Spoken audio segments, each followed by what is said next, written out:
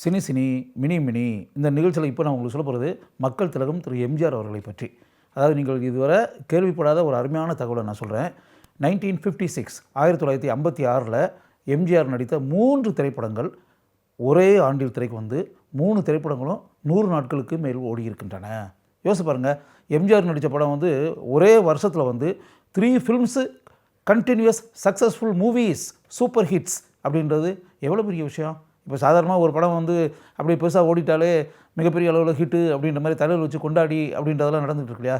அப்போ ஒரு மிகப்பெரிய ஒரு நடிகருடைய ஒரு படம் ஒரே ஆண்டில் 3 படம் வந்து 3 படமே திரைக்கு வந்து 100 days ஓடி இருக்குன்றது எவ்வளோ பெரிய விஷயம். இந்த ஜெனரேஷன் தெரிஞ்சுக்கிறணும் அப்படின்றக்காக இந்த விஷயத்தை நான் வந்து உங்களுக்கு சொல்கிறேன். அதாவது அந்த ஆண்டு 1956 அப்படி வந்த எம்ஜிஆருடைய 3 படங்கள்னு சொன்னோம் இல்லையா. 3 படத்தில் ஒவ்வொரு படமாக இப்போ ஃபஸ்ட்டு பிக்சர் வந்து அலிபாபாவும் 40 திருடர்களும். இந்த அலிபாபாவும் 40 திருடர்களும் அப்படின்றது வந்து கிட்டத்தட்ட பெரிய லெவலில் பேசப்பட்ட படம். உங்களுக்கு ஒரு விஷயம் தெரியும், அலிபாபா 40 திருடர்கள் தான் தமிழில் வந்த முதல் வண்ணப்படம், கலர் ஃபிலிம். கேவா கலர் அப்படின்னு சொல்லுவாங்க. அந்த கேவா கலரில் எடுக்கப்பட்ட முதல் படம் அந்த படம். அதான் first colour film in South India, தென்னிந்தியாவிலேயே எடுக்கப்பட்ட முதல் கலர் படம், வண்ணப்படம் அலிபாபாவும் 40 திருடர்களும். அதை வந்து மாடர்ன் தியேட்டர்ஸ், சேலம் மாடர்ன் தியேட்டர்ஸ்னு கேள்விப்பட்டிருப்பீங்களா. சேலம் மாடர்ன் தியேட்டர்ஸ் ப்ரொடியூஸ் பண்ண படம். அந்த தியேட்டர்களுடைய உரிமையாளர் டிஆர் சுந்தரம் அவர் தான் வந்து அந்த படத்தை தயாரித்து இயக்கியவர். அது பெரிய லெவலில் பேசப்பட்ட படம். எம்ஜிஆர் கதாநாயகனாக நடித்தார். கதாநாயகி Bhanumathi. Super hit film, 100 days ஓடிச்சு அந்த படம். இது ஒன்று, அலிபாபாவும் 40 திருடர்களும். அதுக்கடுத்து எம்ஜிஆருடைய இன்னொரு படம் சூப்பர் ஹிட் ஃபிலிம் சொன்னோம் இல்லையா, அது வந்து மதுரை வீரன். அந்த மதுரை வீரன்ற அந்த படம் இருக்கு இல்லையா, அந்த பெரிய லெவலில் மதுரை வீரன் வந்து அப்போ பேசப்பட்ட படம். அந்த படத்தினுடைய இயக்குனர் டி யோகானந்த் வந்து அந்த மதுரை வீரன் படத்தை பண்ணார். அந்த படத்தை தயாரித்தது கிருஷ்ணா பிக்சர்ஸ் அப்படின்னு சொல்லி லேனா செட்டியார் அப்படின்னு சொல்லி பெரிய லெவலில் பேசப்பட்ட ஒரு ப்ரொடியூசர், பெரிய ப்ரொடியூசர், லீடிங் ப்ரொடியூசரில் ஒரு ஆள் லேனா செட்டியார். அவர் வந்து தயாரித்த படம். அந்த படத்தினுடைய இயக்குனர் டி யோகானந்த். அதில் வந்து எம்ஜிஆர் கதாநாயகன், இதுலேயும் கதாநாயகி பானுமதி கதாநாயகி. இன்னொரு கதாநாயகியாக அதில் நடித்தவர் பத்மினி. அந்த படம் வந்து 100 நாளில் 175 நாள் பல தியேட்டர்களில் வந்து 200 days 200 நாள் ஓடி இருக்கு அந்த படம். பல திரையரங்குகளில் 175 நாள், சில திரையரங்குகளில் 200 நாள். அதுவும் ஒரு super hit film Madurai Veeran.